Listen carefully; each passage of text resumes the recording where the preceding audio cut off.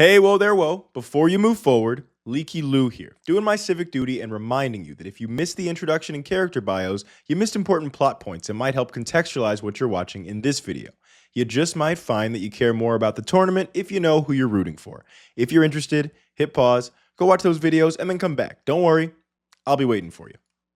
What is up, everybody? We're here with the first episode of Zero Chronicles. First thing first, you got to thank Casual Cooper. I think that he came up with such a great idea, and I am super excited to adapt it for my own format. So really check out his channel, Master Era. It's such a fun series. But yeah, let's get into the tournament here. The first match that we have today is Ribbon versus Fortuno. Note that we do have a loser's bracket here. I like the idea of giving everybody two chances to move forward. So I don't know what happens in this tournament. My friends did this, and I have all the replays to watch, and I'm excited about that. So let's get into it. Ribbon is starting with the Stern Mystic. I think this is a card that both of them actually have. Man with Wajat, okay, got the 1600. Gonna look at the Book of Moon. I think, yeah, you still attack here because, you know, can't really do much to stop it. You want to get rid of that Book of Moon. And Man with Jot luckily has 600 defense, so it doesn't actually matter if it's being sent to defense mode. Okay, Eye of Truth comes down after Graceful Charity, and now Fortuno can see into the opponent's hand. Now the Book of Secret Arts comes out. You can't beat the Man with Jot, but it's stopped by Negate Attack. And Ribbon, now that we can see our hand, we can see that's MST and Book of Eclipse. Oh my god, Sixth Sense, here we go. Okay, it only landed on 2. Oh my god.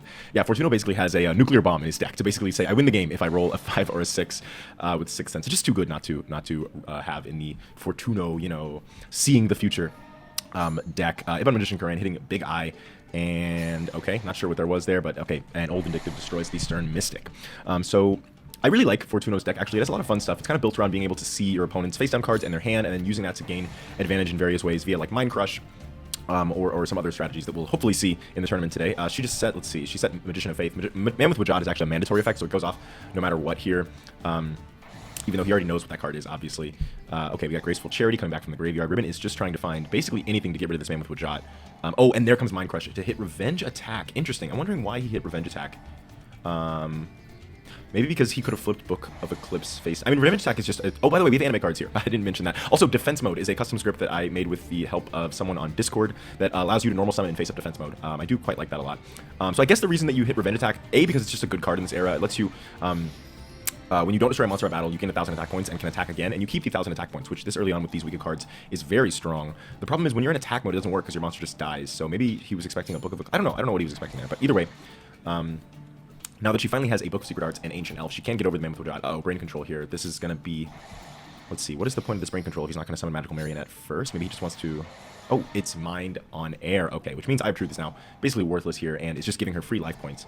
Okay, Book of Eclipse, interesting. MST hitting the face down. Okay, she's got to do something to get rid of the Man with Wajat, I see. Okay, so that was just her big play to hopefully do something here. She's kind of behind. Oh, and then Magical Marionette comes down. This card is incredibly powerful this early on. This is very, very low power Yu-Gi-Oh! It's, you know, it's supposed to represent like Season 0. So there are a lot of newer cards, but it's more about power level of those cards. Of course, not all decks are created equal. That's something that I do like about Master Era, is that it feels like characters that are supposed to be stronger are stronger, and having like a power differential there is okay. Okay, she's in trouble here, yeah. Royal Magic Library is basically the only thing she can do to try to save life points. Luckily, because of Eye of Truth, she's just gaining so many life points. It is kind of the downside of Fortuno's deck here. And in fact, I think I've already started to work on some of the later versions of some of these decks, and I think that I actually came up with a way around that downside for future tournaments. But it wasn't implemented in time for the players to get the decks for today's tournament. So yeah, it is a major downside with Eye of Truth that you basically have to be able to outpace your opponent. And if they can stall you, you can just basically lose the duel by giving them so many life points. They just are able to stall long enough to get ahead. But he is finally making headway into her field, and she's really got to draw. Okay, Trial of the Princess is good here, but it's not enough, unfortunately. Okay, yeah, she's going to sit on it. That's good, because if she can draw one more, and that's enough to get over Magical Marionette. And he's going to set what looks like an Apprentice Magician there. Okay. Oof. Ribbon really needs something here. Stern Mystic going to get an Apprentice Magician. He gets Crystal Seer. If that's another Magical Marionette in hand, this is really, really bad for Ribbon here. Okay, it looks like it probably is, because why would he flip it? Okay, he's grabbing Apprentice Magician, and yep, another Magical Marionette comes down. I really don't see how Ribbon takes this. Even if she's able to get 2 Trial of the Princesses, the problem is that that's 2 spell cards, which means 2 spell cards means that either Magical Marionette that she doesn't destroy can destroy her next turn using its effect. So I really don't see... I don't see how Ribbon takes this game. I think this is basically over here. Yeah, she's got nothing. And with 1 Trial of the Princess, she can't really do anything. Oh, no, she does have Wabaku. She does have Wabaku face down, right? Yeah, Wabaku and Magic Jammer. So she has 1 more turn to draw something, but I don't know. There's no Dark Hole in her deck. There's no... yeah, Book of Moon. Book of Moon is interesting, right? She can flip 1, but again, to play... Oh, no, she doesn't need Trial of the Princesses. She could just Book of Moon 1. Let's see. I'm interested... Yeah. Okay. Actually, okay, I see this. I see this now. Now, if she draws a second Trial of the Princesses, she can take out the Magical Marionette. Oh, but wait. He might have a, yeah, I think that I saw earlier. I wasn't supposed to look. I don't mean to look at the face downs when I shouldn't. But yeah, he does have a Talisman of Spell Sealing here. So this is pretty... Okay, no. She just gets rid of this. Okay, good. If he can get a spell card and a monster, he takes the game here. This is a long first game. Okay. And again, so, okay, another Book of Moon. This is actually good, right? One Book of Moon. Okay, Mind Crush taking out Pickaroo. There it is. There it is. He had a Mind Crush there. Now she can flip the Magical Marionette, but she can't destroy it. Oh my god. That is so tragic. That is so tragic. And then a third Marionette comes down. That's going to be the game for Fortuno. Very fun game there. Very fun game. Let's get into game 2. Okay, sorry about that. I actually had the wrong icon for Ribbon. I changed it to the pink-haired one because I think it matched her boss monster Pickaroo a little bit better. So, yeah, but I didn't change it in the duel there. So, anyway, game 2. Here we go. So, Ribbon's deck is... Oh, wait. Gotta swap these. Gotta swap these. Is this the exact same start? It looks like the exact same start, right? Oh my gosh. Sorry. There we go. Okay, cool. So, yeah, Stern Mystic, Man with Wajat, same start. Ribbon's deck is fun because she's got okay, nice. So there's another example of how Fortuno's deck sort of uses the ability to see its opponent's card to its advantage, being able to see that face down is a spell card and then be able to use D-Spell on it even though it's face down. It's a small combo, but you know, in this early of Yu-Gi-Oh, it's kind of a fun little, you know, combo. Like in the anime, sometimes their combos would be pretty bad, but that's kind of what made it fun, right? Man with Wajat is, both of these are getting a lot of value here. Oh my gosh, he's starting off tough here. I wonder if he has one of the traps in his hand to stop spells and traps now that he's got Mace on the field. She does have Magician of Faith. What does she have in graveyard to grab that? Book of Moon, okay. So yeah, Ribbon's deck has a lot of weaker monsters, but it is supplemented by her very powerful Trial of the Princess equip spells. There are very few equip spells that give even more than 400 in this early era of Yu-Gi-Oh! And so being able to give 800 attack points, and then she also has 3 copies of Book of Moon, 1 copy of Book of Eclipse, and so those are all very powerful cards. So she's really guided by the strength of her spell cards and her support. Oh my god, the Mind Crush on the Book of Moon after Magician of Faith. Although I don't really know what Book of Moon was going to do for her there. Oh, okay, he's declaring Trial. Oh my god, she doesn't have it. She doesn't have it. Holy shit. That was a great call. That was a great call, right? Of course you declare Trial there because, like, why else would she summon Pickaroo in attack mode? But she just wanted to destroy that face-down monster. But you do understand, actually. Hidden Spellbook, horrible card. You know, again, the Season 0 era is the place to include just bad cards, just to kind of round out people's decks. Fortuno is taking, it looks like I'm really not looking good. And now he's got Eye of Truth again. She's going to be getting life points. That's good. Oh, and now she has Trial of the Princesses. Oh, man, if he had just saved that Mind Crush a little bit later until after he got Eye of Truth. Although I do still think it was the right play there. But just ended up not working to his advantage. So yeah, we already know both of the traps then. Okay, yeah, MST and Hidden Spellbook. Another Koran here. He does have a face-down Apprentice Magician, which once that's destroyed is going to allow him to get Old Vindictive. So Ribbon does have to be careful here. Oh, and he just apparently drew Old Vindictive. I don't like to know exactly what their face-downs are, but sometimes it's hard to, you know, ignore the fact that we can see their defense points when it's on our side. It's like one thing I don't like about Ignis because we are using the option to not be able to see their hands, of course, unless Eye of Truth is on the field. But you can see their defense and attack points even when they're face down, so it is kind of a bit of a spoiler there. So yeah, Old Vindictive gets rid of this. She's going to need another Trial of the Princesses here. Actually, no, yeah, she is going to need... Oh, no, D-Spell into Ancient... Wait, why not D-Spell there? I think that was a misplay, right? That was a major mistake. Or maybe she wanted to keep the spell in her hand so that Eye of Truth can continue giving her life points. I can actually see that. So Hidden Spellbook here, I think that, you know, I've talked it over with some of the players and stuff. I think the best way to use that card... Oops. Sorry about that. The best way to use that card is to wait until you have 2 spells engraved that you wouldn't mind drawing either of them. And see, just there, Book of Moon. You really never... You can't go wrong having a Book of Moon in your hand. So maybe he did that so that you can continue to gain life points from Eye of Truth. Sinri Eye here is another sort of weaker version of Eye of Truth to be able to combo with Mind Crush, just to be able to see the top cards of the deck. Okay, we do know that's an Apprentice Magician face down. That's why she attacked with Koran, and then Crystal Seer is destroyed. Let's see, he's got with Wajah and Reasoning. I think, yeah, we take the Reasoning there and hope that we can get Magical Marionette, although if she calls 5, I don't really know what you can do. Jar of Greed's good. Reasoning is best. Oh, she's got a Marionette or a... Oh, Book of Moon. Nice, nice. He's either got a Marionette or a Mind on Air there. And okay, it looks like he did set Big Eye, which is going to be... I was going to say, it is a combo, Big Eye and Reasoning. The problem, though, is that your opponent can probably kind of tell if you're about to use Reasoning after using Big Eye that you might have gotten your boss monster and might be able to guess the levels. Of course, both players do have full knowledge of the other player's deck. That's kind of part of this balance here.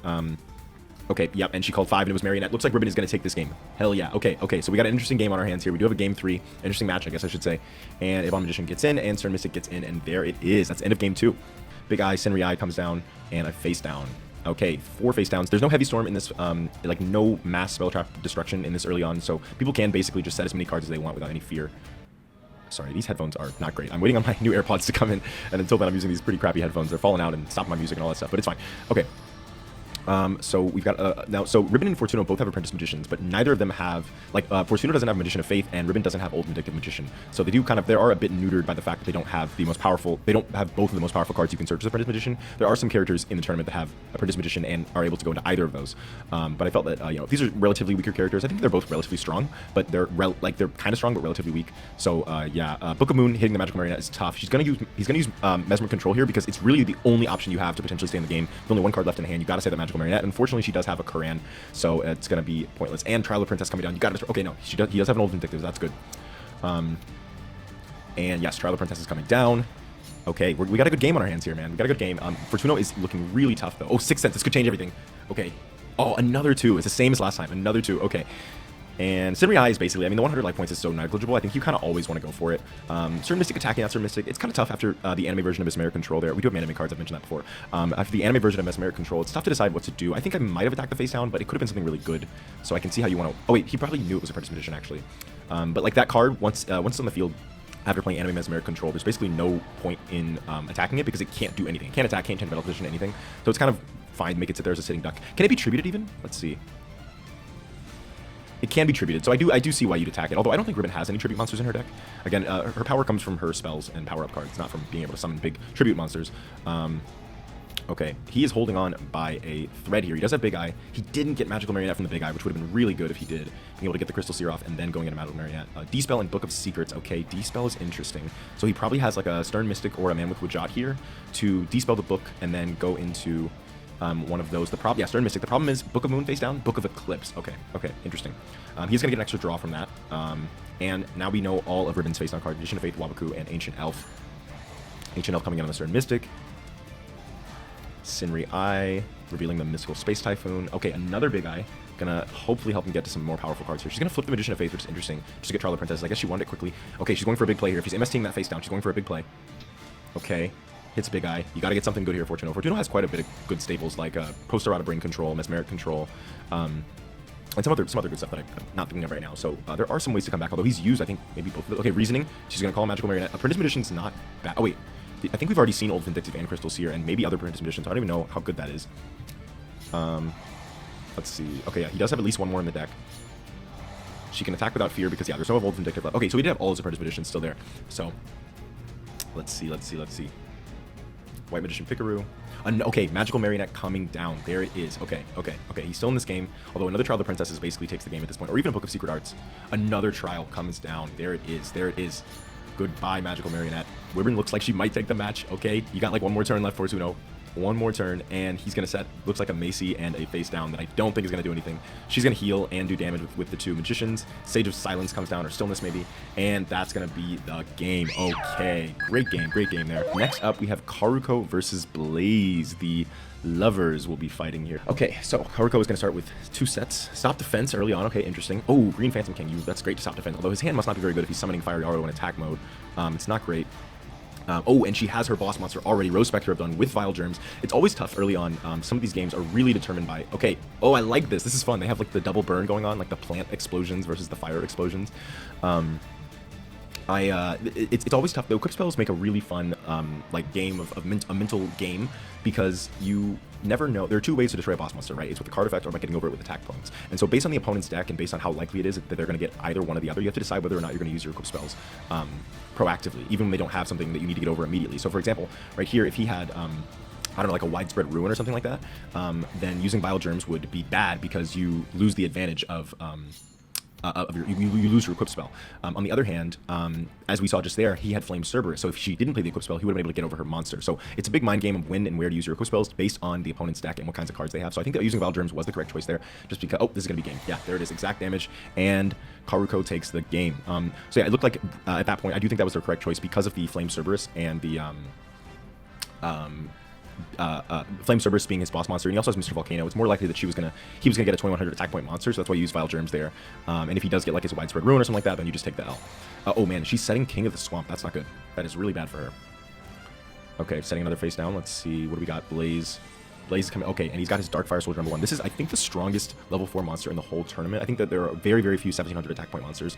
The problem is that I do want to make his deck mostly Pyro based. Okay, nice. Vile Germs. Okay, again, using both Vile Germs because he could have either of his 2 boss monsters and get over Rose Wish, and so she decides that it's worth it to risk monster destruction effects instead of risking being able to get over. Okay.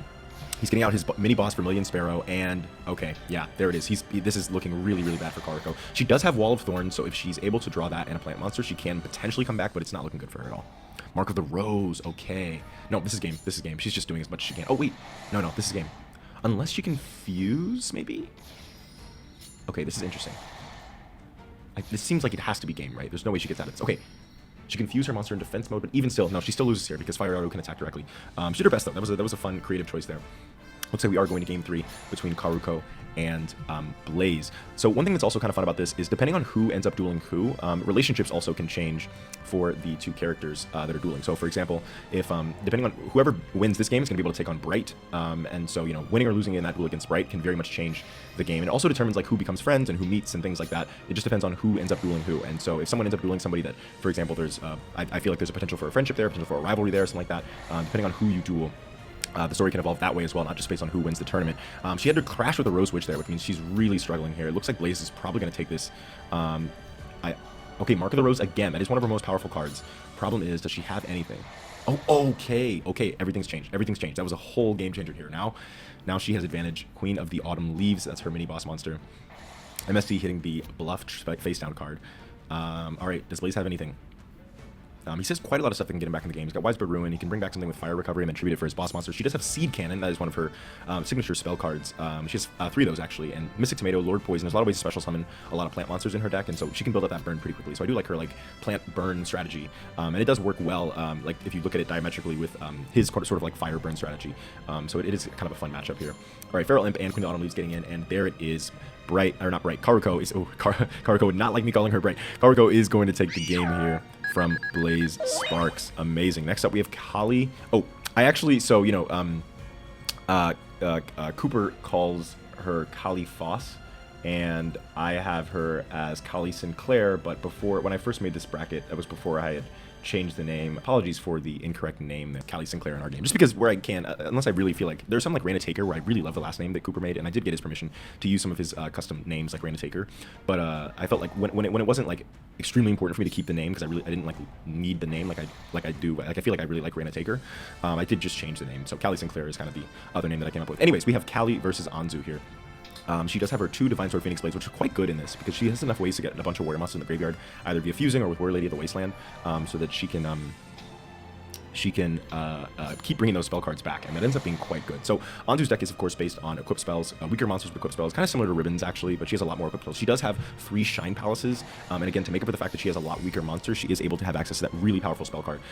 There are only, I think Bright and Blaze both have 1 copy of Salamandra. That's the only other equip spell that's as strong, and I think maybe Yugi has Horn of the Unicorn. There's a few others. But basically, her having access to 3 Shine Palaces is kind of one of the things that makes her deck a little bit stronger than some of the others, because equip spells are very strong this early on. And so most of the people that have equip spells have there are like a bunch of different ones. There's 6 different ones for each attribute. They do 400 attack and minus 200 defense. And then there's, for almost every type, there's a plus 300 attack and defense. So most of the people are restricted to those. And she has the big 700 attack point ones. So yeah, Kali has Reinforcement of the Army here. Going into Invader of the Throne is interesting. What was the point of that? That was very strange. I guess just because she needed to hold the field, and she knows that... Oh, yeah, no, never mind. Nova Summoner has to destroy 1, can't destroy both of those, and she was trying to hold the field as best she can, but yeah, that's not looking good for her. Kali really wants a win here, she's very insecure and needs to be able to prove herself. So, okay, Tsurugi does 2,000 burn. Unfortunately, it doesn't really seem like it's going to matter. That was one of the greatest Princess of Tsurugi plays you can get, but it's just not doing much here. Okay, does she have a fusion? And will it matter? Okay, she might have Divine Sword engraved, yeah. Oh, no, it doesn't matter. Okay, she hits the Hoshiningen. Okay, I do like that play of waiting until after she attacks to use the Divine Sword Phoenix Blades, because if there was something that destroyed her monster, then it would have just been destroyed and she would have wasted her. Oh, she's got 3. Okay. This is Kali Strikes Back. What does Anzu have? 1 more Shine. Yeah, 1 more Shine Palace is all she needs. Yeah, that's it. That's going to be it. What is it? It's a Sonic Maid. Yeah, that's going to be... Oh, no, 50 life points, but there's nothing Kali can do here. This is definitely the end of the game here. She fought her hardest, but I don't think that she can take this. Even if it's a Warrior Lady of the Wasteland, it just dies. Yeah, there it is. Okay, so game 1 goes to Anzu. Okay, she's going to get rid of some of those garbage cards like Happy Lover. Silver Bow and Arrow, if she's getting rid of that, that means she must have a lot of equips and feels good about the equips that she has. Because even though Silver Bow and Arrow is one of her weaker equips, it's still quite good. And can make a big difference this early on. Okay, no monsters. Looks like her hand might be like only equip spells, basically. Okay. Callie getting off to an early start here, but Anzu can still come back, it seems like, with just one monster. Okay, she does have Nova Summoner, so she can start doing stuff. Shine Palace is good.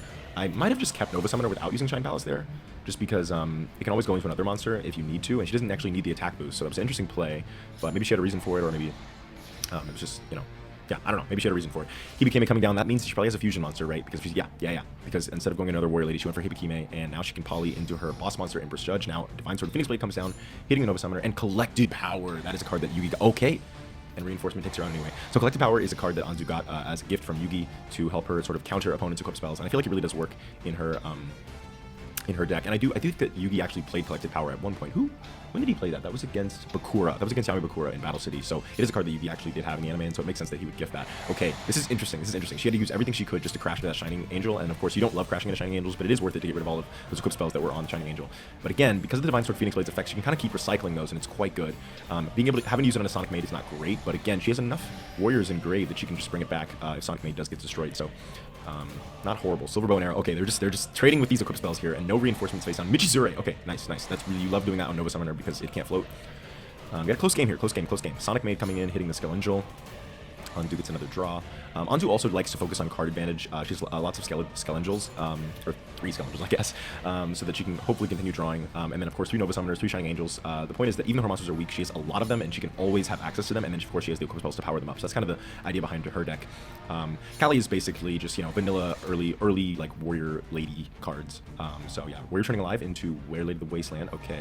Okay, I see why you did that, because she would have been able to use Phoenix Blade to get Phoenix Blade back and then just get over the Shining Friendship, and then of course Anzu had another Shining Friendship. Although all Callie really needs is any monster that can get her back into this, because of course she can. Okay, Rhoda for Beautiful Headhunters, right? Yep, her strongest monster, Headhuntress.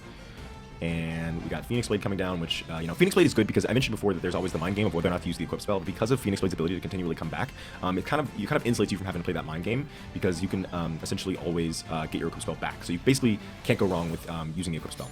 Stop Defense is really good there. You do get Magician of Fate's effect, but she does a lot of damage, and Anzu is in danger here. Nova Summoner coming down with the Shine Palace. She just got back. That's good. Okay, Callie is going to need... Okay, and Swords of Revealing Light is so punishing there. I really don't see Callie coming back from this. She needs too many cards to be able to fuse and get over this Nova Summoner. Tenderness, hey, you know, you got swords up, it's perfect. Okay, last turn for Callie. Is she gonna get 2-0'd by Anzu here? It looks like she is potentially. Yep, this is not good. Yep, there it is. Okay, all right, GG. And so now we can go here and move forward Anzu Mazaki. Okay, next up we have Honda versus Rinko. All right, Honda starting with 2 sets. Honda is quite weak, and I'm excited to see how Rinko's deck does. I'm not sure about it. It's very, very strategic, very control-based, but it doesn't have a lot of power in a lot of different, in a lot of situations. So I'm interested to see how that goes. Hitting the Mecha Bunny is good for Honda. He's able to float. If he does have a tribute monster, that's gonna be pretty good for him. Although her Shining Angel, okay, he has Lava Battle Guard, great. So her Shining Angel is fun because it will allow her to float into different dimension dragon. This is one thing that makes her deck very powerful. This is the anime version. The only difference between the anime and the regular version is that the regular version has 200. I mean, the anime version has 200 more attack points. From I think Virtual World Arc, for some reason it was 1400 instead of 1200. I just gave her that because it doesn't really make that much of a difference. But her deck is very powerful because Shining Angel can always just float directly into different dimension dragon, which needs a monster with 2000 or more attack points to be able to defeat it. And so one Shining Angel gets you into a card that is very, very powerful in this early on. Wait, what? Why did you? Oh, okay. That was pretty smart. I guess you had to do that because you can't have waited, because Different Dimension Dragon can't take out Giant Rat because its defense is too high. And if you put it in attack mode, it might have just broadcasted to obviously what you were trying to do. So I do agree with that play. Okay, Zero Gravity. Oh, that's tough. And now Super Robiaro can be destroyed. He probably doesn't have any traps to stop it. Dimensional Fissure coming down. And this is also an interesting, very, very difficult deck to play because, of course, the Shining Angels can go into a lot of your powerful cards, but Dimensional Fissure obviously negates your own Shining Angel. Oh, did he? Oh, it missed timing there. I don't know if the player meant... I think the player expected that to actually not miss timing. I'm not sure there. It misses timing because when it's banished, you can you know, destroy the Giant Rat. But oh man, this is tough. Getting with both Different Dimension Dragons here. Honda's not looking good. He does have a Machine Assembly line, which can help him get out a Tribute monster because he does... Oh wait, no. Does that only work when they go to the grave? Oh, DD Crazy Beast. DD Crazy Beast actually is not bad at all in this early... Okay, so he doesn't need to go to the graveyard for Machine Assembly line, so he can potentially get out a... Oh, interesting. Oh, wow. Okay. Okay. Okay. Last stand. Oh, DD Dynamite. That just takes it. Why didn't you play that during draw phase? I don't know. But anyway, okay. Rinko takes game one, as probably was expected. But DD Crazy Beast is like the only format where we're early enough that this card could actually be good. It's pretty ass, but against a lot of the early floaters, except Giant Rat. Well, even Giant Rat, because the thing about DD Crazy Beast is that I actually reported a bug with this card on Discord because I thought that it was bugged, but it actually wasn't. So the thing about it is that if you see here, you see just there, it actually starts a chain, and it doesn't have problem-solving card tech, so you don't know that. But it's not like it doesn't just banish any monster that destroys. It actually activates an effect in the middle of damage calculation to banish that monster. So what that means is that even if it crashes into a monster like a Shining Angel, for example, it still banishes that Shining Angel. Even like I think that like Lesser Fiend maybe is an example of another card that works similarly but does not work the same. Oh man, Honda, this is not looking good for you, buddy. This is not looking good. So oh my God, is he doing the same play again? Wait, what? This is fine, but yeah, okay. Well, you don't even need the zero gravity there, right? Because DD Warrior just takes the game anyway. But it was a valiant effort, Honda. You played well. You fought against somebody that is quite powerful. So there we go. Okay.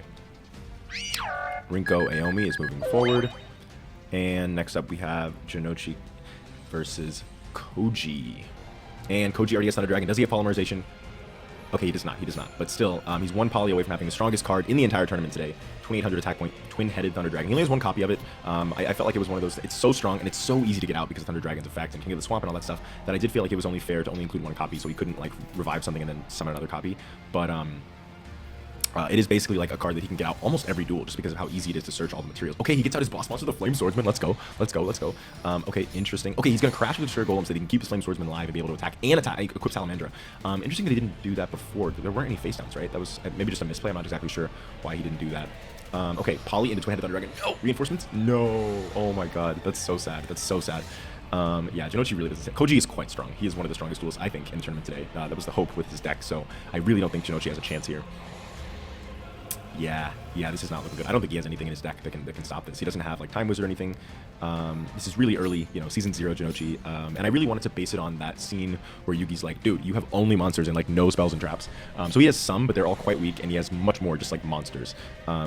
So yeah, Jinochi still needs a little bit of work, but he's learning. Okay, Twin Eye with Chain. Okay, this is basically his strongest spell and trap card, but unfortunately it does not matter. It's not enough to save the game for him. I think he would have needed a lot more. Like, I think a Flame Swordsman plus a Kunai with Chain, or actually, if he had that Axe Raider one turn earlier, the Kunai with Chain and the Axe Raider could have taken out the Twin-Headed Thunder Dragon, so that's really sad that he didn't get that earlier, and yeah, that's going to be the game for Koji Nagumo. Alright, Jinochi is starting with a Giant Rat in 2 sets, and a Violent Rain coming down. This is not a Thunder card. There's not a lot of, like, Thunder cards, obviously, like, it's one of the, like, it might be the least populated of the original types, but also, and the ones that do exist are, like, a lot stronger than this early era. So Violent Rain is, like, just thematically, it's quite a good card. 1550 attack points is really good here in this early era, and it also is thematically resonant. Okay, he actually goes for Kaminari attack here. Now, there's only 2 reasons to do that if you're Koji. 1, if you have an extra polymerization so that you can still go into Twin-Headed Thunder Dragon if you need it, or 2, if you're pretty desperate. So I'm not sure which of those it was, because I really think that even if you have all the pieces for Kaminari attack, you usually don't want to go into it just because you can generally get a Twin-Headed Thunder Dragon just by like one lucky draw, just get to a Twin-Headed Thunder Dragon. But it ended up working out. There you go. Easy. Just that game was not even a problem at all. So unfortunately, Jinochi is in the losers bracket. We're moving forward into Reyna Taker versus Shogu Aoyama. Duel 13. All right. I just realized that it actually spoils how many turns each game is, but I don't. I'm trying my best not to look at that. But I guess if you wanted to, you could look at that and spoil how the game's gonna go. Okay. So he gets in his boss monster first turn with Dragon Treasure. Oh man. Yeah, this is pretty tough. Okay, she does get Bone Crusher here, but what does she have? She's got to be able to do something more than that. Okay, Giant Rat is interesting. Okay, does she have any face downs? No, she does not. Okay, so she's in a bit of trouble here because he does have his boss monster, which is equipped. Oh, and I do understand, this is again going back to that mind game thing. The Dragon Treasure here is good because her boss monster is Ryukoki. And so that's to ensure that, okay, does she have, okay, she has Violet Crystal. Ensure that she needs a Violet Crystal to get over Kaiser Dragon, but there you go, she drew it. I don't know if she didn't have the Ryukoki before, she didn't have the Violet Crystal before, but either way, now she's able to get rid of that Kaiser Dragon. Okay, Decayed Commander, interesting. Oh my god, she's got the combo. She's got the combo. That's going to get in. It's going to discard a card from his hand. And yeah, this is not looking good for Shogu. Let's see, what do we got? What do we got? Blackland Fire Dragon, Stamping Destruction. That's going to be enough to get rid of Decayed Commander. It's kind of all you can do there, but it's not great. And a face-down card, that could be something. I'm trying to think of what traps he's got. I don't know. I doubt that it's going to do anything. It might even just be a bluff, actually. Yeah, this is. I think this is pretty much over. Again, in this early era, there's just so few, like, massive comeback cards when your opponent has like a big field like this. Very few characters have stuff like Dark Hole. And there we go. Okay, moving on to game 2. Did I have the right faces in the right spot there? I hope I did. I think I might have had them opposite. Oh well, either way, it's fine. They're correct now. He's going to set what looks like a Troop Dragon. She's got Giant Rat, the floaters, and that's going to go into another Troop Dragon. Let's see. She's going to set a face down card, and Element Dragon coming down. That's quite good. It can attack twice because Troop Dragon's on the field, right? So that's very good. He only has one copy of that because, okay, and she does know it can attack twice, so she goes smartly into Wandering Mummy to prevent it from just destroying a second Giant Rat. Oh, and then into Rukoki. Oh, that's so tough. That's so tough. You got to get Kaiser Dragon out and Dragon Treasure or some other way of beating this thing. And I do like that there's few ways to get around big monsters aside from having higher attack points. Like, everyone has Monster Destruction. Everyone does have Monster Destruction, but it is not as common, and so it does make it feel like that early era of Yu-Gi-Oh! Where just a big guy is, like, actually quite good. Like, a big guy, you know, even if it takes a little bit to get out, even if it's a fusion monster that takes a lot of materials or whatever, like, having a big guy actually does make quite a big difference. So, yeah, I do kind of like that. Stampede Destruction, getting rid of the face-down card. Ooh, that's good. Sky Dragon is still not enough. It's enough to at least kind of stop the onslaught a little bit by getting rid of one of the Wandering Mummies, but unfortunately, yeah, this is looking really good for Reyna Taker. Her deck is really, really powerful. I don't think you're going to make it, Shogo. I gotta be honest. You can get a Kaiser Dragon and a Dragon Treasure here, maybe. Oof, that's looking like it's going to be game if she gets one more monster. Okay, no, it's not. I feel like at that point you should have just tried to go for game there, right? Because you're so close, you might as well just try to go for game. Okay, wait a minute. Holy shit, is she going to be punished? Oh my god, the block attack. Let's go. Okay. See, that is why you try to go for game there. Oh man, another Rukoki, and there it is. Didn't make a difference. And there it is. Reyna Taker is going to take game 2 and move forward into the next round of the tournament. Okay, next up we have Zachary versus Otogi. Foolish Burial is fun. So I really like Zachary's deck. It's like a Skull Servant. It's like an early version of Skull Servants basically, and it has I feel like I found a really fun balance with this, and it's quite a powerful deck. But Skull Servants actually in like early Yu-Gi-Oh are extremely broken. They're so broken. So at this point, he doesn't have any of the, like, you know, major Skull Servant support. And even getting Skull Servants into the grave is not super easy. But he does have Foolish Burials, you know, even just there, Tribute to the Doom, Emissary of the Afterlife to search those Skull Servants. So, and I do just love his deck thematically. Like, it's a fun, like, you know, undead deck. So yeah, Emissary of the Afterlife again is kind of a fun pick because even though it's a fiend monster, it does fit the like zombie theme, you know, Afterlife. Anyway, Soul Absorbing Bone Tower is fun here. Of course, there's only one in his deck because if there were two, that could create a lock, and I think we are way too early to allow locks like that. Blind Destruction is a very risky card to be playing. Okay, Lich Lord. Oh god, that's why Gammon Zombie is so good here because it can just search his boss monster. Lich Lord, King of the Underworld. And Sword of Dark Destruction. No, come on. Do you have anything on Togi? Okay, Skull Dice. Okay, he rolled a 5. That's huge. That's huge. Okay, and Soul Taker's just gonna make sure that maximum 6 can't get in for big damage. Okay, we got a good game here. They're pretty even thus far. I think Zachary is probably the favorite because he's just got so many good cards. And zombies are just really good, but Otogi is doing quite well here. Blind Destruction is scary here. Okay, you're good. Fiend Sword coming down. Okay, and oof, you don't want that to be Mystic Tomato because now he can crash into the Fiend Sword and do a lot. Oh, never mind. Doesn't even need to. Just goes in Lich Lord to hit this red-headed wolf. Okay. Roll a 6 here. Roll a 6 here, Otogi. You are the Dice Master. No, another one. Tribute to the Doom. Okay. Nice. Mystic Tomato coming in. It was hard to find out what I wanted to make Otogi's deck aside from just dice cards, obviously. But during the Virtual World arc, he uses things like, or maybe is it during Virtual World or is it during? Oh, okay. That's the third Skull Servant in the graveyard, and he gets back his Lich Lord. King of the Skull Servant, if it comes down right now, is gonna be really powerful. 3,000 attack points. I guess that's technically the strongest monster in the tournament. But it's, oh my god, he hit the 6 on Blind Destruction. That's huge. Oh, now you can bring King, right? Okay. Yeah, this is bad. Zachary's very low on life points. All Otogi needs is just one more counter for that King of the Skull Servants. But will he get it is the problem. But yeah, you know, Otogi, you know, he got the greediest stuff, but that was when he was just doing the booster pack thing. Okay, Needle Wall or Blind Destruction, a 1 or a 3 on these. Okay, 1, that's the wrong one, and that's a 5. Okay. Oh my god, block attack. Okay, but King of the Skull Servants does come back, and it does inflict 800 damage. It has 1,000 less attack points now, so... He also only has one copy of King of the Skull Servants because obviously they can power up each other, which is strong. And then also I want it to be a little bit difficult, even though we can search it quite easily. I don't want it to just be so easy to just get a bunch of those. But yeah, he uses like fiends, like he's got like Yoranzo and like Dark Assailant and stuff like that. So I kind of give him like a fiend zombie dark-ish thing, and also like Dark Warriors I think are good, or like kind of fit his theme. So I couldn't quite figure out exactly what. Okay, Blind Obliteration is huge. That's huge. Oh no, Graceful Revival, Dice Foon. If you get this, no. Oh my god, he rolled a 6 on the Dice Foon. That would have been huge. If he had got... Actually, that probably would have decided the game. What was his top? Ooh, Ansatsu. Never mind. He might have still lost. What was his top? It was Foolish Burial, Card Destructions. Then what was after that? I gotta know. Oh, I can't look at the deck anymore because the replay's over. Oh man, that was a really fun game. Man, that Dice Foon hitting a 6 is so bad there. Holy shit. Okay, Dangerous Machine type 6 coming down. This card is pretty ass, but again, this is the only era where you can actually play ass cards like that. Foolish Burial getting a Skull Servant in the graveyard. And setting 4. Okay, Mystic Tomatoes face down here. 6. Oh my god, no, not the Dangerous Machine immediately destroying itself. Okay, so we just go -1 there for Otogi. Okay, yeah, the sides are correct here. Ever Living Underworld Cannon and tributing for the face down. That's probably Reaper of the Cards, right? Because if you're setting, tribute setting, yeah. And then what do you hit here? It is a spell. Oh my god. What are the odds? Usually face down cards are traps, so that's pretty sad for Otogi there. I mean, for Zachary there. Okay, maximum 6 coming down. Nice. Oh my god, it gets a 6. This is now the strongest. Okay, never mind. Trap hole spikes. Maximum 6 at 3100 is even stronger than King of the Soul Servants, but unfortunately, trap hole spikes, you know, which I think fits the like zombie theme as well. You know, it just feels like a grave of, or feels like, I don't know. I don't even know. It's something about like the trap hole of spikes that feels like underworld kind of zombie-ish. I don't know. Emissary of the Afterlife, you do know that's graceful dice, but what do you? Oh my god, he rolled a 1. He's getting so unlucky. He got the Dice Foon 6, the Dangerous Machine type 6, and then the graceful dice 1. Just really bad luck here. But of course, that is what happens when you play dice cards. And 2 Emissary of the Afterlife is tough. It's tough. Otogi's got to do something here. Summon dice, okay. A 2. Oh my god, what does a 2 even do? Okay, you can normal summon. He had no monsters in his hand, or maybe only tribute monsters, and that's going to be the game. That's 2-0 for Zachary. Unfortunately for Otogi, he is out of here. Well, he's in the loser's bracket. He's got another chance. So Zachary is now moving forward. Next up, we have Wisteria versus Bakura. Battle of Friends here. All right, Wisteria starting with Maiden of the Moonlight and a Black Pendant. Okay, that's really good.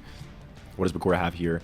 Bakura has like the ultimate control deck. His deck is very much similar to the one in the Casual Cooper series. Okay. Does he have a second Black Pendant? Okay, this is going to be big damage. It's a burn control deck, you know, based around like Morphing Jar, Card Destruction, and Magical Thorns, as well as a lot of weaker cards like KA2 Death Scissors, White Magical Hat, and Mass Sorcerer that he can power up with stuff like Black Pendant. He is the, again, usually players don't have access to Black Pendant this early on because it is like a non-type or attribute specific spell card that does 500 attack points, but because his monsters are so weak, it is definitely, I felt, a lot more fair. Okay, he has a Morphing Jar face down, so that's good. He can replenish that empty hand of his. But she didn't summon yet, which means she can get into the Lightbringer. Okay, she doesn't have Lightbringer Lucifer, actually. Or maybe she does, but you want a Mystic Tomato instead, because that means she could probably get it next turn. Yeah, his monsters are very weak. He does have 3 copies of Change of Heart as well. Okay, Polymerization into Skelgon is interesting here. It's almost never a play that you want to go for. It's in here just because. It's just such a... It's, like, usually not worth it to go -2, I guess, just to get out a 700 attack point monster. Oh my god, double Justice Urts. Okay, Bakura is very close to taking this game. Very close. Okay, is it magical? It's a Justice Urts. There it is. That's game. That is the game. Wow, quick game there. Bakura takes the first one. Let's go into the second game here. That is... Oh, yeah, the Wisteria does have 1 copy of Malevolent Nuzzler. So, again, very few copies of these stronger equip spells in here, but it looks like there's so many of them. But, yeah, even just having 1 copy of that is quite good for her. I think she also has 3 Black Pendants as well, because there are certain ways that her deck is a little bit weaker. So I gave her, you know, I guess when I... Oh, Magical Thorn. This is what you play during draw phase, right? Because if he would have done 500 damage there. Another Poly into Skelgon. Wow, I almost never see that card actually come down. I forgot what I was saying. Oh, yeah. I say the equip spells are few and far between, and now you've seen so many versions of them already. But they are actually few and far between. Some of the stronger characters have different copies. Like, you know, Bakura has Black Pendants because his monsters are weak. Anzu has Shine Palaces because her monsters are weak. Wisteria is just because... Well, she doesn't have any of the same type or attribute monsters. They're all varying. I think most of her stuff is dark, though, but she does have some lights. So that was one reason I gave her Black Pendant. And then also because, generally, I think that some of her cards are a little bit weaker. I'm not exactly sure. I can't remember exactly what. Okay, either way, doesn't matter. Point is, she just took game 2, so now we are going into game 3. Let's see how it goes. Okay, I actually don't know based on... Okay, this is the correct sides here. Okay, he's setting a Maneater Bug. He's got Maiden in the Moonlight. Coming down on the Maneater Bug. Maneater Bug is destroying the Maiden in the Moonlight. Maneater Bug you usually don't really want to set turn 1 because you want to save that to be able to destroy other people's... Oh, okay, this is good. This is good. She's got to stop this. Okay, she can't stop it. She loses a card from her hand. Bakura has an early... Oh, and she hits... he hits the boss monster. I think she has... I don't remember if she has Graveyard Revival. But I usually don't play Maneater Bug turn 1 because you want to save it. Oh, Magic Drain just negates, and he has no spell cards to discard. So that's if she, oh my god, that would have been so punishing if it wasn't Old Vindictive Edition. He would have taken damage. She would have taken damage from K2. That's his, well, I guess she did take that, but the White Magical Hat also would have hit 1500 more and discarded a card. So that Old Vindictive ended up being really good there. Bakura has a life point lead here, but he is going to need to get over this Blackline Fire Dragon. But yeah, okay. So I was going to say he probably has 2 Maneater Bugs, which is why he was able to. Do you poly here? I don't think you poly here, right? Okay. She did this to anticipate Morphing Jar. Unfortunately for her, it was not Morphing Jar. That's why she's King of the Swamp, so that she could set her face down card, because she expected that to be a Morphing Jar. Magical Thorn, not doing much without any things. Oh, and she drew a Mystic Tomato, which is huge. I don't think she's actually gotten her boss monster out even once this whole match. But, okay, let's see. Change of Heart is... Oh my god, wait. Okay, so I think that the reason... Okay, that was a really, really good play by Wisteria there. So, I think that the reason he used Change of Heart on Mystic Tomato is because he wants to tribute it for Doma in his hand. I'm guessing. Yeah, Doma in hand. And Wisteria knows that Change of Heart is going to be used to tribute, so she uses Fairy's Hand Mirror to make it hit Snakehair instead, which means that he can tribute her monster, but she's going to be able to float still with Mystic Tomato, which is just a really, really great play from Wisteria there. So yeah, and then the double Justice Urts coming down to do 1,000 damage, or 2,000 damage, and doesn't even attack, which I do get, because we know that he has Poly face down, or she has Poly face down, so I guess you don't want to let Mystic Tomato float, because Skelgon could come out. Oh my god, Silent Doom into Lightbringer Lucifer, tributed for another light. Okay, there's the boss monster. This monster is so strong. Obviously, it just came out. Up until very recently, Summon Skull was the strongest level 6 normal monster. But yeah, this looks like it's going to be it for Bakura. I don't think he's got anything. Oh, Shadow Spell. Okay. He's still in the game. He's still in the game. I forgot that he had Shadow Spell. So what is he got here? Paralyzing Potion. Okay, any monster takes the game at this point. Any monster at all. Another Magical Thorn. And why play that there? I guess to prevent her from, I don't know. Anyway, Dark Witch takes the game. There it is, folks. Okay, so we are done with the first round of the winner's bracket. Wisteria now takes from Bakura. Mr. Berry, we haven't seen him yet. He's very powerful. You know, again, he has connections to, ooh, okay, early Swords of Riven Light again. Ooh, Mystical Space Typhoon, stop the Swords of Riven Light is huge here. Ancient Elf coming down, you crash here. This is a good play from Riven. But yeah, he has connections to all kinds of very powerful people, which is why he has a pretty strong light deck. It's funny, I actually didn't know. I'd only ever seen Mr. Periwig from Casual Cooper's series. I didn't actually realize that Mr. Periwig, his hair isn't white, and I thought his hair was white, which is why I felt like this light deck kind of fit him. It very much fit his like white hair. And his sort of his sort of fake, you know, wanting to run for office. Like he's got this kind of fake kind of like chivalry thing going on. But once I discovered his hair is actually brown, I think, in the anime once it's in color. And I think that the reason I'm using this manga picture is because I do want to kind of treat his hair. Oh, Light of Intervention to predict the Apprentice Magician there is really strong. But I did want to give it. Oh my God, she has nothing. She has nothing at all. She must have Pikaru's or Kurans in her hand, and she's hoping to get Child of the Princess. Oh, but even 2 of those now is not. No, that's fine because you destroy Hoshiningen, and then you can. Pikaru is better than Kuran here, for sure. Okay, and that's why I think she goes into Kuran here, just because she preferred to have a Pikaru, so she's going to just throw the Kuran into the Wolves. D-Spell hitting Elf Slide is good. Ancient Elf to get rid of Hoshiningen. Yeah, that's a good play. You got to get rid of that. I think his deck fits him a lot less if you know that his hair is brown. Oh my God, he's got Shine Palace as well. I think he only has 1 copy of that. Yeah, oh my God, this is over. She had to summon Magician of Faith in defense mode because of Light of Intervention, and she already used MST on that Swords of Revealing Light. Yeah, this is definitely over. Yeah, so that's why I'm using the manga picture for him, because he's got the white hair, and I think that fits who I had in mind for this character a little bit better. Okay, going into the next game here. They're on the right side. Let's see what we've got. Stern Mystic coming down and 2 face downs. Okay. Graceful Charity. I think he sent Negate Attack and Energy Drain, which is interesting. Those are both quite good cards. Okay, Magic Jammer to stop the Novox's Prayer. Does he have another one, though? He does not. Okay, nice. So, yeah, I'm quite surprised that he sent Negate Attack and Energy Drain. He must have a really good hand, or he must have, like, halfway to some of the combo pieces or something, because those are two good cards. The only reason I think you summon Kuran here is if you have another Kuran or Pikaru in your hand, because usually you save those until you have Trial of the Princesses. You don't summon those because you want to, like, if you have a Trial of the Princess... Oh, no. Oh, well, Apprentice Magician gets you into Pikaru or Kuran, so I do get that. Shining Abyss. Okay, nice. Book of Moon here is great, but Stern Mystic can't get over Shining Abyss in defense mode, but still worth it to protect that Stern Mystic. Looks like a Magician of Faith face down there. That's very good. Luminous Soldier here, maybe? Nope. Okay. Oh, but Sonic Bird. Okay, that's going to mean he can get into Skull Guardian here, his mini-boss. There it is. There it is, folks. Oh, man, that's tough. This is tough. We can go into another position here. I wonder, what are the spells in her grave for Magician of Faith? She's got Book of Moon, which is good, and Graceful Charity. So there's some good stuff for Magician of Faith to get back. I don't know which one you go for here. I think you go for Book of Moon, maybe? I don't know. It's tough. Book of Moon is good if you have to get so many attack points for that to matter, though. Even 1 Trial of the Princess isn't enough. So you have to get Trial and Book, and at that point, I think you might as well just go for Graceful. But again, she doesn't really have much to stop this either way. I think that this is just losing for Ribbon. I really don't see her coming back from this. Mission of Faith, yeah, you get back Graceful because it's just, you need too much for Book of Moon to make a difference.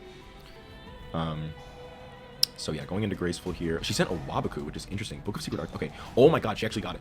She actually had a Book of Moon already, which is why she didn't go into it. Wait. Oh my God, she had Revenge. No, Wabaku. Oh my God, what an awesome turn. Okay, that was such a good play. Wait, I actually kind of want to pause here. So that play was Sage of Stillness boosted by Hoshiningen, into Book of Moon, into Revenge Attack on the Skull Guardian to get a 3200 attack point monster, and now he's got Soul Taker, which is so sad, but wow, that was a great play. I mean, really, some of the best, like, I was really struggling to figure out any way that she could come back, and that was a really great play, but unfortunately, exact damage with 2550, that's going to take the game for Mr. Periwig. So Mr. Periwig is going to be moving forward here, unfortunately, for Ribbon. Next up, we have Bright Sparks versus Karuko. Yes, the rivals. All right, she's got, looks like a Descendel face down. By the way, with 2,000 defense point monsters, I think every single character only gets one of those, because again, those are just really strong this early on again, because, you know, the best equip spells that you have at this point for most people are like Vile Germs, stuff like that. So even, and the best monsters you have are generally 1,600 beaters, like Firecracken. So, ooh, she must have a Rose Spectre. Yeah, okay, this is pretty good. She's gonna MST. Ooh, that's tough. Now she can't even go into Rose Spectre. That's tough. So yeah, it's just so hard to get over the 2K defenders that I felt like everybody could only get one at max this early on. Ring of Life on Lord Poison is really punishing there. But Bright still needs a way to get over Death Dendel, so this isn't, oh, Little Chimera is exactly what she needed there. Okay. Alright, what do we got? Polymerization should do exactly what she needed, and Rose Spectre takes out Little Chimera. One Firewing Pegasus, though, is all that Bright needs to basically win the game at this point, with Karako having no cards. Oh, a Burning Spear, even crashing. Oh, yeah, great play there. Yeah. Although I don't know why you do Fire Recovery instead of just summoning an Ari Fire, right? You save the Fire Recovery for later. It's an interesting play, but either way, yeah. Bright, I mean, Karako has like no cards left. That could be a Wall of Thorns face down, which means as long as she draws a plant, she could still be in the game. Salamandra, the one copy of Salamandra in Bright's deck, really powerful here. Bright's deck is pretty strong. Karako's is as well, though. I think that it's a sleeper hit. It's got okay, wait, okay, that Seed Cannon was a little bit late there. I think that you forgot to play the Seed Cannon earlier. Foxfire is fun because it is both very good and also punishing. There is a card in Bright's deck called Majesty of Fire, which only works if you have no monsters on your field, to summon a special summon a level 5 or higher fire monster from your hand. It's an anime only card. So the thing with Foxfire is that obviously it lets you get a new monster. I mean, get you Foxfire back every turn to help defend the field. But the downside of that is that you actually, oh, this is fun. Fencing Fire Ferret. Okay, yeah, you destroy the Mist Tomato. That's smart. The downside is that once the Foxfire is in play, then you basically can't. Oh, that's game. Okay, basically can't use Majesty of Fire for the rest of the duel if you draw it. And it doesn't seem like it's that important, but it feels like in testing it ended up coming up quite a lot actually. So, okay, we are on the right side here. We got Karako and Bright. Let's go. Okay, I know that in Tag Force, I think this girl's name that I'm using for Bright is, I don't remember what it is. It's something totally different. But I like this as the idea for the character that I had in mind for Bright Sparks, so I ended up going with this Sprite instead, even though I know Bright is a different person in Tag Force, but it doesn't actually matter that much. And also, you know, Casual Cooper has the Sparks twins being Odelia and Bright, and I like the idea of the Sparks twins being Bright and Blaze. I kind of had my own idea for who the Sparks twins were, but I love the idea of the Sparks twins. I think that's just a fun concept, so I wanted to keep that. The Firewing Pegasus is very, very scary here. She could have Wall of Thorns, why maybe she summoned Mystic Command on attack mode. Yes, she does. Soul Transition is good here. You get to draw 2 cards and get a little bit of advantage off of that Wall of Thorns. Okay, Lord Poison coming down. 14, 15. Last Magician, Salamandra. Ooh, okay. Salamandra is very good here. Okay, and Burning Spear is interesting. I wonder why she... Oh, she went for both so that she could use Last Magician's effect to get rid of Mystic Tomato and get rid of Death Dendel there, too. Okay, really good play there. Really good play. But if that Last Magician goes down, she's down quite a lot. Oh, Malevolent Nuzzler. Karako's 1 copy. I guess there are more than I thought. More than I thought had copies of those strong equip spells. Okay, Ring of Life is very good. One of Bright's strongest cards. So Bright has Ring of Life and Blaze has Ring of Destruction to kind of symbolize the, like, you know, the 2 ways that they carry themselves. You know, he's more destructive and she's more restorative fire, you know. I don't know. I thought it was fun. Okay, Rose Witch hitting UFO Turtle. You don't love to be in this position if you are Karako. You gotta get away. Oh my god, Little Chimera is so tough there. Okay, Floral Shield is interesting. Why? Oh, nice. Okay. I guess you probably could have seen something like that coming, because why play Floral Shield against UFO Turtle? But yeah. In the end, though, Raging Mad Plants does destroy all your monsters, so I don't know if that's really that worth it, but I guess you had to get rid of Last Magician somehow, and she has enough life points that she can still get back in the game. All she needs is basically anything with 1500 or more attack, and she's back in the game. Okay, Rose Witch, exactly. You hit Little Chimera, and now UFO, now you're the strongest monster on the field. Okay, Karako's not out of the game just yet. Fire Kraken is, oh, with the Burning Spear, that's so tough, Okay, and then UFO Turtle hits Karako directly now. Come on, Karako, you gotta have something here. You gotta beat your eternal rival. It looks like a Mystic Tomato face down, which is not great in Karako's deck. Her only target for Mystic Tomato, besides other Mystic Tomatoes, is Feral Imp, which isn't even a plant. And it's only just there, obviously, so that she can get her Rose Spectre of Dawn a little bit easier. And obviously, Mystic Tomato is a plant, so that's the other reason, but yeah. Yeah, this is. Oh, and then the Spiritual Fire Art. There it is. All right, great game there. Great game. Bright Sparks does prove her dominance over Karako once again, as always. Next up, we have Miss Chono versus Anzu. I'll start trying to use the extra deck as the indicator if they're in the right spots. I don't have to keep looking at their hand to spoil the duel. Okay, Skull Redbird hitting the Nova Summoner. Anzu's feeling good here because, you know, being able to float into stuff, all she needs is 1 equip spell. Although, a lot of face downs there. A lot of face downs from Miss Chono. Shine Palace coming down, and Fairy's Gift, okay. And Dust Tornado, okay. Great play there, great play. You love being able to use Spell and Trap Destruction as basically a battle trap to stop attacks that are coming in. That's like the strongest way to use MST and Dust Tornado, and it's why the characters that do have MST or Dust Tornado are a little bit better than the other ones that have to use like stuff like D-Spell. Not just because, you know, obviously those the Dust Tornado and Mystical Space can do more than D-Spell, but also because specifically they're quick enough that they can be used as battle traps. Oh my god, Crimson Sunburn, her boss monster coming down. Okay, another Shining Angel. Anzu's holding the field, but she needs some equip spells. Okay, Hoshiningen is good. Okay, I see what she's doing here. As long as that's not like a Windstorm of a Taco or something face down, then I guess maybe just to destroy Skull Redbird? Maybe she was hoping she drew an equip spell? Okay, Wabaku. Okay, so she has 1 more turn to draw an equip spell. Interesting. Elf's Light. There it is. Now she can crash. That's all she... Okay, Mystical Space Typhoon. No! Okay. That's punishing as hell for Anzu. She can still get rid of Takahi. Yeah, that Hoshiningen is going to die, and that's going to make it a lot harder for that Crimson Sunbird to do anything. Another Wabaku, maybe? Another Wabaku. Okay. Anzu does have 3 copies of Wabaku. That's like her main battle trap. damn. Wabaku's good because the thing is, again, if you're playing the game of trying to decide, oh, Niwatori, you're getting in just for basic attacks on Hoshin again. The thing about Wabaku in this deck is that basically, you know, it again is... Oh, you don't even attack the Niwatori there? That's weird, right? That's really weird, because that could have been fused into a Punished Eagle or whatever the hell it's called. Very strange play, not to attack the Niwatori. Either way, you know, Wabaku helps insulate you a little bit from that game, because what you can do is, instead of using your equip spell in anticipation of your opponent getting a stronger monster, you can wait until your opponent does get a stronger monster and then Wabaku and then use the equip spell, so that you don't have to risk getting your monster destroyed by other ways. So that's kind of it kind of helps a little bit with that balance for Anzu. And then of course it is thematically, I think, resonant with her to have Wabaku. And I think she might have actually played it in Duelist Kingdom, I'm not quite sure. Anzu was hanging on by, oh my god, the Phoenix Wing Wind Blast, incredibly powerful card. And that's gonna be the game. That's gonna be the game, yeah. Okay, Miss Chono does take game 1.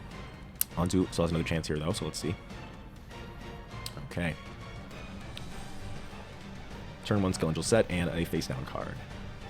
Can we have the Swamp coming down? I mean, she's already got a fusion. Is it going to be Punished Eagle or Crimson Sunbird? Crimson Sunbird or Boss. Oh, and Malevolent Nuzzler, which I think is the right play against Anzu. She has very little monster destruction, and she is much more likely to be able to get over your monsters than other characters because of all of her equip spells. So I do think that's the move. Oh my god, is that a Tenderness face down? Oh, dude, she's screwed. Although, Misono doesn't have another monster to keep the pressure up, so she's, you know, we're still doing something here. She's got something. Okay, Flying Kamakiri coming down is really punishing there. Yeah, I do see why you keep that in defense mode, because you don't want to get into a crashing war with these Kamakiris, because that's just, you're just trying to keep your floaters alive for long enough to draw enough equip spells to get back into the game. MST on Phoenix Wing Blast is interesting. Not on Malevolent Nuzzler. I mean, she must have a play here. Yeah. Oh my god, Collected Power. Let's go. Let's go. That was sick as hell. That was sick as hell. And I love the MST on the face down to prevent anything from stopping her. Oh my god, that Collected Power was awesome. Yeah, anybody else that uses equip spells against Anzu does come with the risk of, you know, she's the equip spell queen. So, you know, you try to use equip spells and they end up biting you in the butt with Collected Power. So Anzu is now taking control of this game. Miss Chono does have a decent amount of monster removal and spell and trap removal. So I think, yeah, you just go Blooming Crown here just to get rid of Shining Angel. She's almost out of floaters. I think she's already gone through all 3 Nova Summoners, and this might be her last Shining Angel, or second to last, so I do understand that play. Oh, Hoshin again is so bad for Miss Chono here. So the thing about attacking into floaters, so the strategy is it's interesting. Like, when you know your opponent has a floater and something else, you basically want to attack the floater so that they can't. Okay, for example, if Miss Chono wants to go into Crimson Sunbird, she wants to float into Faithbird, for example. You attack and you have 2 monsters that could both get rid of. So okay, what I was saying is, you have 2 monsters that can destroy Faithbird. And if you attack into Flying Kamakiri with your first monster, then they can't go into Faithbird because you can just destroy it. So they have to go into their other Flying Kamakiri. And then you use your second monster to attack their other monster, meaning they never get to float into the monster that they want. And so that's kind of how you have to play around a lot of these floaters sometimes, because if you let them float into what they want, then they can just immediately fuse it off or use it for whatever they want to use it for. So it's something that comes up a huge amount in these early tournaments with all these floaters. And it's something that you'll see quite a lot. That's kind of the best way to play. Okay, Spirit of the Harp in face-up defense mode is interesting. I'm wondering if maybe she has like a Horn of Light or something that she's saving. Yeah, I'm not sure why she summoned that in face-up defense. Okay, Punished Eagle. That's what it's called, right? Yeah, Punished Eagle. Okay. I mean, I guess even if you don't have Horn of Light, you hope that you draw it, so you just summon this in face-up defense position anyway, because you can't flip into face-up defense. Okay, interesting. Double Elf's Light. Collected Power. No, Silver Bow and Arrow. Okay, still collect. Oh, MST. Oh my god. Nice. Nice, nice, nice, nice, nice. Huge, huge, huge. Okay, Anzu is now totally in control of the field. But getting rid of that Shining Angel is all that needs to be done. Oh my god. Oh my god, she's got everything she needs here. Wabaku? Yes, Wabaku. Okay, you need one more equip spell, Anzu. One more. One more and you basically take the game. Because I think that this is going to be too hard. Oh my god, you don't have it. Oh, that's so bad. It's so bad. And now, in order to get over that Punished Eagle, you're going to need so many equip spells. This might be it for Anzu. I mean, you still got floaters. You still got a lot of floaters left and cards in hand. I think she could still come back, but it's going to be tough. It's going to be tough for sure. For sure. King of the Swamp. Going into Poly. Oh my god, she have another. Oh my gosh. Into another Punished Eagle and a Faithbird. This is looking really, really bad for Anzu here. Really bad. And again, here you see, yeah, you attack the monsters that, you know, she can't go into basically, like, for example, a Hoshin or something that she might need. And then once you have only 1 attack left, then you don't attack the floater so that they can't go into what they want. That's kind of what I was trying to get at earlier. A Monstrous Bird. She has both of her mini bosses. Another Nova Summoner. And she is, I think, basically out of floaters here. Yeah, out of floaters. You're going to Petite Angel here just because, you know, you want to throw something useless out there so that you can save better stuff to draw. Shadow of Eyes is so mean. Oh my god. The card is pretty bad, but when you do get it off, it feels so punishing. Flying Kamakiri into the Shining Angel is the Shining Friendship is very a restrained choice, you know, because you know, you want to make sure that you can destroy those face downs, so you forego doing a lot of life point damage just to make sure that you can destroy those face down monsters. But it ended up not mattering because of Wabaku. This is definitely over. There's no way. This is way, way, way over for Anzu. There's just nothing she could do. Kamakiri should have attacked that, right? Or Kamakiri already attacked. Okay, I see. Yep, this is over. I think you've already used Swords Revealing Light too, right? Maybe not. Maybe not. I think this is already game anyway. Oh yeah, you already have. Yep, game over. Damn, Miss Chono taking the game from Anzu. Unfortunately, that's rude. Very rude. We got Diva versus Rinko, and they are not on the right sides. There we go. Okay, so Diva is setting 3 and passing. Rinko starts the Pot of Greed and a Shining Angel, which, as we said before, is very good for her. It always allows her to get into her Different Dimension Dragon, which is very difficult to defeat. Okay, he's got Chaos Command Magician. His boss monster is coming down, hitting the Shining Angel. Different Dimension Dragon. The only reason you go into that is if you have a way to get rid of Chaos Command Magician, right? Because Dark Hole. Oh, and Different Dimension Dragon is unaffected by Dark Hole. Yeah. Very good. And then Dimensional Fissure coming down. Again, a little bit risky always when you play that if you're Rinko, because it means your future Shining Angels no longer are online, but I think she's in a pretty good position here, and so it makes sense. Okay, he is out of stuff to do. He needs something here to get back into the game. Just setting a monster. Okay. He's got a lot of good set monsters, so there's some way that he can maybe bring this back. Wabaku is interesting. Maybe he needs to Tribute Summon. Or maybe he's just... Oh, also White Magical Hat can get rid of a card in the hand. Maybe that's just why he did that? Unsure. If he Tribute Summons here, this all makes sense. Okay, there it is. Yeah, Guilty of the Dark Knight. One of his mini bosses. And DD Scout Plan, of course, comes back. One of our strongest cards here. DD Destroyer. Oh, that's horrible. Okay, does he have... Okay, he has nothing to stop this. Guilty of the Dark Knight is dead. Oh, man, Rinko is controlling this game. She's got... I said before the Bakura has, like, the ultimate control deck, but I think that's actually untrue. I think that... Rinko probably is more control-based. The Monster Reborn is amazing. That is one of Diva's, favorite cards. Monster Reborn bringing back Chaos Command Magician, and then DD Destroyer destroying the Chaos... Oh, wait! Oh my god, he forgot about Chaos Command Magician's effect. Oh my god, Rinko totally fucked that up. That might be really costly. That might be really, really costly. Time Seal is huge here. Holy shit, holy shit. Okay. What do we have? Okay, he's just gonna attack and gonna get another card from Mass Sorcerer. Diva is looking really good here, and then sets 2 more. DD Scout Plan, of course, comes back. She's got to have something. She doesn't have Dark Hole anymore, so she needs something else. I'm trying to think. That could be like a Zero Gravity or something. Oh my god, Old Vindictive here is so punishing. And that's gonna be the game. Yep, that's the game. Okay, Diva takes game 1. All right. Going into game 2 here. Okay, DD Capsule grabbing Pot of Greed is pretty much just... I think it's a great... That's kind of the best card to always go for. I think that you can go for like Dark Hole or something if you're behind. The problem with going for a really good card that you might really need in the duel, as opposed to like something like Pot of Greed, which obviously is a really good card, but it's you never like... I don't want to say you never need Pot of Greed, but it's not like a specific thing. Oh my god, Black Pendant here is huge. And Mass Sorcerer. Okay, Diva is doing really, really well here. But, the problem with DD Capsule, of course, is that it can always be destroyed, which is why after this era, I will probably almost never have DD Capsule in someone's deck because it's just so bad. But here, with a limited amount of spell and trap destruction, it makes sense. Dark Hole coming down. That's another reason why she went for... oh, okay, no. Yeah, just went to the next song, that's all. That's the other reason why she went for Pot of Greed, because she already had Dark Hole, so yeah. Future Samurai is her strongest level 4 monster. I think it also fits the theme quite well. Okay, Magician of Faith, babbing Swords of Revealing Light back, and she already destroyed it once, right? Or how did she actually wait out the Swords of Revealing Light? Did I miss that whole... It's tough to like keep track of all the moving parts here. But okay, so Swords of Revealing Light come down again, but she does have Mystical Space Typhoon still in the deck. Oh, okay. I was wondering why you do that, just to destroy Sorcerer of the Doom. You do that to get Different Dimension Dragon onto your field, just to protect you while swords are up, which is a pretty good play. Diva doesn't have a huge amount of monsters with more than 1900 attack points. I think he basically only has Chaos Command Magician. His deck is also very, very much a control deck.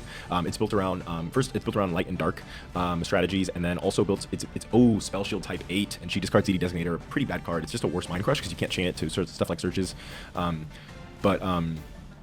Yeah, so he's got very much a control deck. It's based around like it's got a lot of fun little like strategies that all work together, and relatively weaker monsters, but that are bolstered by a lot of different control stuff. So these are definitely 2 of the best control decks in the card destruction here is interesting. There's also kind of a sub theme in Diva's deck that I really like. That's like basically like big sacrifice plays, and I've got some more ideas for how that might look going forward in future eras. But for now, stuff like card destruction, stuff like Share the Pain, even this idea of like it's kind of like you know what the what's that Naruto character's name? Anko maybe? Who's like I'm taking you with me. You know, I kind of like that idea for Diva. It's like one of the ideas of like, you know, he's got a lot to lose, and so well, I guess he's got nothing to lose might be the better way to say that, but yeah, I guess he's not got nothing to lose is what I actually meant. But basically, like he's got he likes to like put his own self on the line for big plays and like big risky plays. So I kind of like that concept generally. Okay, Different Dimension Master here is pretty good, although he doesn't have any. Oh, interesting that he played Graceful Dice in the middle of the damage step there. Why don't you? I guess, I don't know. That was weird. I mean, I guess either way, if you don't destroy it, then you still just do a little bit of damage. I guess, yeah, either way, you still attack, so it makes sense. Karma Cut here, and Book of Moon stopping Karma Cut, very good. Okay, all right, Rinko, what do you got? Okay, Future Samurai's huge. Solemn Judgment, no! Okay, that looks like Diva is taking game 2, and Rinko is being sent to the loser's bracket. There it is, 2 O's, Rinko Aomi. All right. Good work, Diva. And now we have Tetsu Ushio versus Koji Nagumo, the gang leader of school versus the guy that he's actually pretty afraid of. Thunder Seahorse grabbing 2 more. Okay, Thunder Seahorse is very, very good also. He didn't even play this, I don't think, in the last game against Shinochi. But again, just basically a 1600 that can search 2 more 1600s. Again, with 1600 being basically, with few exceptions, the strongest attack points in the game, it's just a very good... Oh, Blast with Chain here from Ushio is huge. Koji needs something to stop this.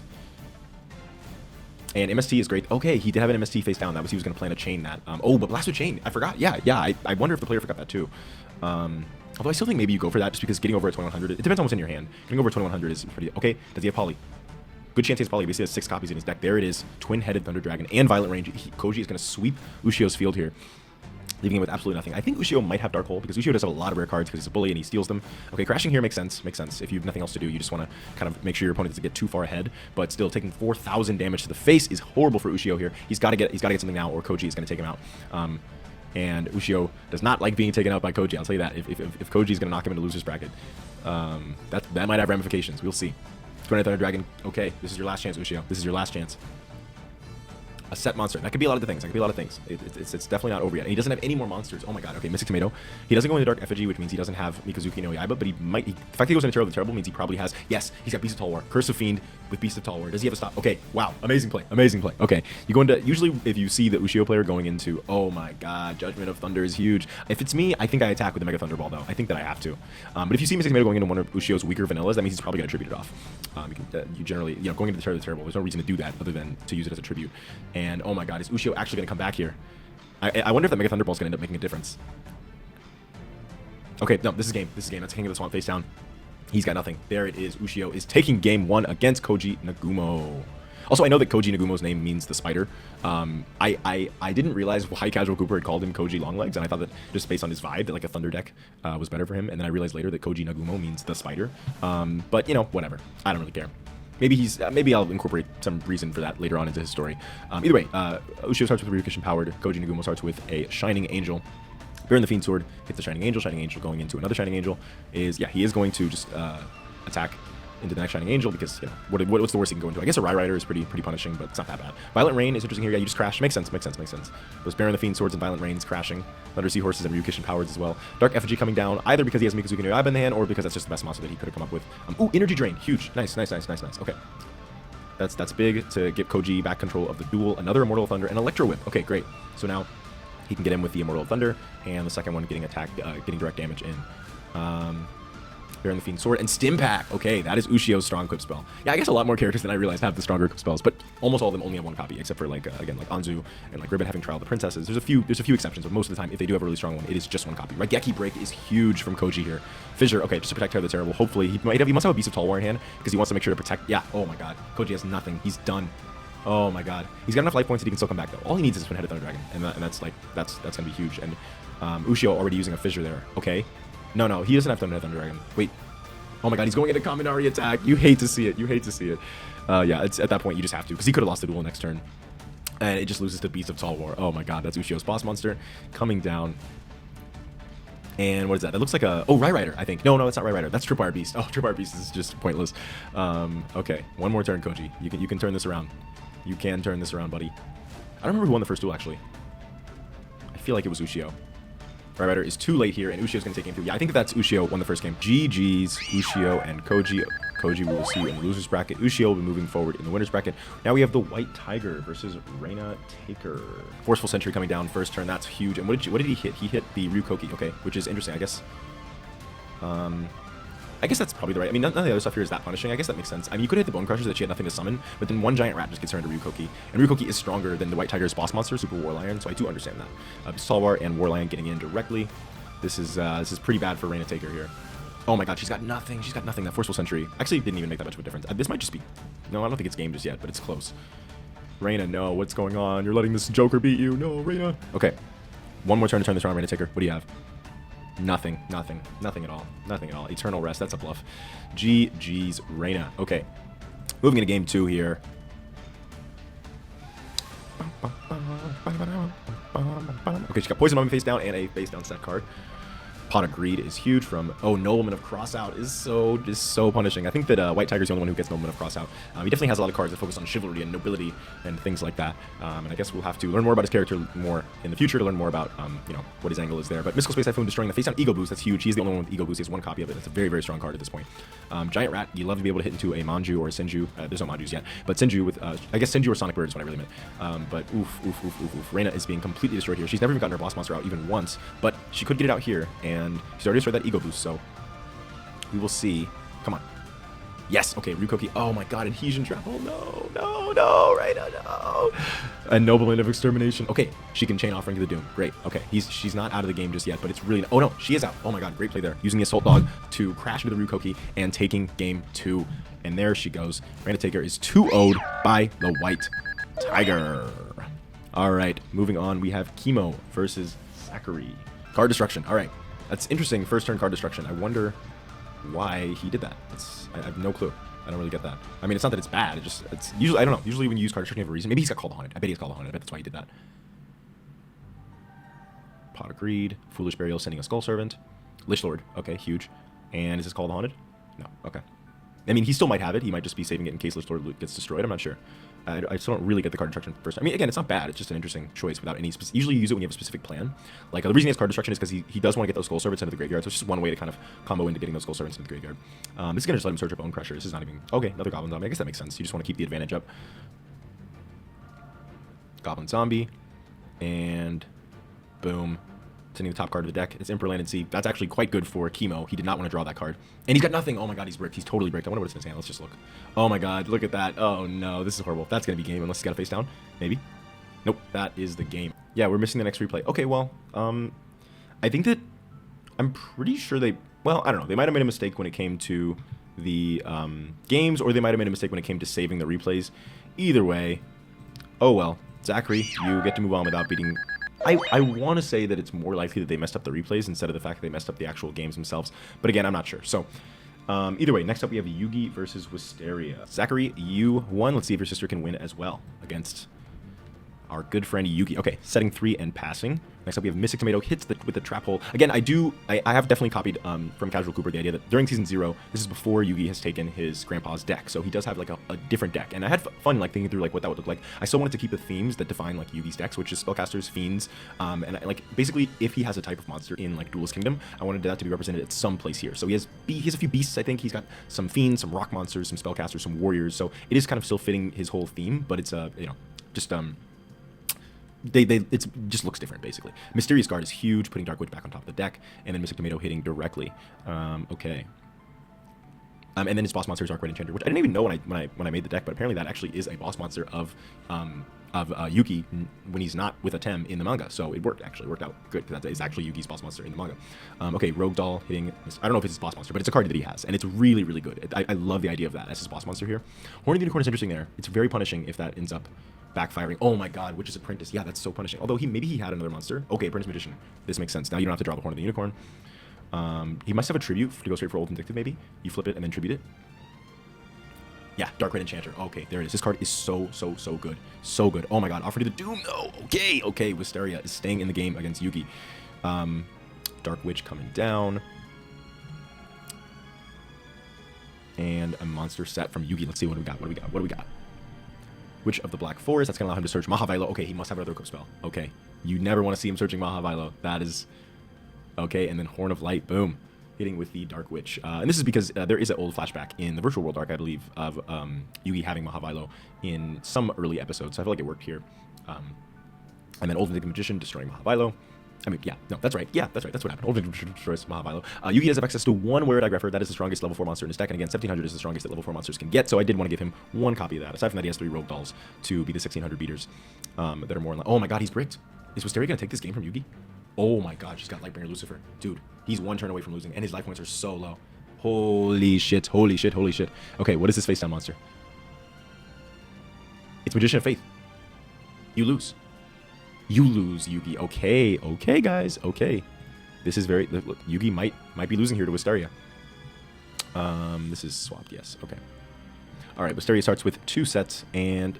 No, Yugi starts with 2 sets, yeah. Wisteria hitting with Maiden of the Moonlight, getting Mahavilo. Again, you don't love to see that, although it might just be because it gets over Maiden of the Moonlight here. Might not have an equip spell. MSD, that means he's got an equip spell because he wants to set up for a good play. She does have Disgraceful Charity, a very strong card. Hopefully we get to see it today. It's kind of ridiculous, but it's a card that's in the anime, and I kind of felt like it fit the kind of theme I was going for with her. So yeah, I wanted to put it in here just to give her something pretty strong. But it's pretty situational, so a lot of times it ends up being a dead draw, but when it's not, oh boy, it's good. Okay. Swords Revealing Light with Mahavilo and Dimensional Warrior is just really, really strong here. Yugi's got a very early advantage, taking out Snakehair here, hitting directly with DD Warrior, and he still gets to keep that DD Warrior in case she gets anything big like her boss monster. At this point, I think she's just... Oh, she must be... I wonder... Does she just lose? Oh yeah, she just loses. Wow. I wonder what was in her hand. Let's see. Fairy's hand mirror, and oh my god, look at that hand. If she had literally like anything else. Actually, no, because DD Warrior still would have. Yeah, she didn't have much to do. Okay, so we're going into game 3 here. This is an exciting match. All right. We're good. Mystic Tomato coming down. Muka Muka. You love to see it from Yugi. Again, that's Rock Monster, so it does kind of fit, I think. And you love to just open Muka Muka and just kind of sit on it for, you know, make your opponent have to do... Okay, well, she's doing it. Make your opponent have to do a lot of work to get around it, and then you still get to keep all the other stuff in your hand for whenever Muka Muka does go down. So it's a great card to just have early. He doesn't have Giant Rats to float into it, but he does just, you know, if he draws it early on, it's very good. Okay, sets a monster. That's probably going to be a Perdis Magician, I'm guessing. Yep. And he does have... I was mentioning earlier that some characters have Old Vindictive and Magician of Face. They have full Apprentice Magician combo, and that is... Yugi is one of them, and Diva is the other one, I believe, in this tournament. Okay, so he goes into Old Vindictive, uses it, destroys Lightbringer Lucifer, and let me guess, tributes it off for Ushioni. Yeah, so this is kind of his mini version of Summon Skull. Fiend Monster, you know, level 6, I don't know, worked for me. Horn of the Unicorn here. Oh, to stop Lightbringer Lucifer. That makes sense, actually. I do get that play. Yes, and oh, shit, Black Pendant, and now this is so punishing because now he loses his draw. Okay, he better have some good stuff in his hand because he might. This might be enough to kind of push him over the edge and lose in the game. Oh, he's got a lot of good stuff. He's got, you know, oh my god, she actually uses the Skelgon. I would not have done that, honestly. I would have. Oh my god, that's so punishing. She just went minus so much by polying into Skelgon. Yeah, that's why you don't usually go for Skelgon unless you absolutely have to. Unless your opponent has a 600 attack point that you need to get over, or you for some reason you need to do a little bit more damage or something. But usually you just prefer to summon the monsters. Allure of Darkness, she's desperate. She does have Snake Hair. Oh my god, she's soul takering the Rogue Doll. She is very desperate, but she's staying in the game. She does have a monster, so she's keeping up pressure. But he does have a Horn of the Unicorn. Oh my god, he got another Rogue Doll. Alright, Rogue Doll is taking out Blackline 5 Dragon. I also think Rogue Doll really works for Yugi's deck as well because it kind of fits like the toy theme that he develops later on, but it's also a spellcaster to fit that part of his deck as well. So, oh my god, he's getting in big with Shuriken Golem and Rogue Doll. And come on, Wisteria, you won game 1. Is there any... Oh my god, no, it's over. It's over. I'm guessing that is nothing. Lucky Iron Axe. Interesting play there. Oh, okay, just did this in case any attack gets negated. He can, because there's no Mirror Force. That's actually a pretty smart play there.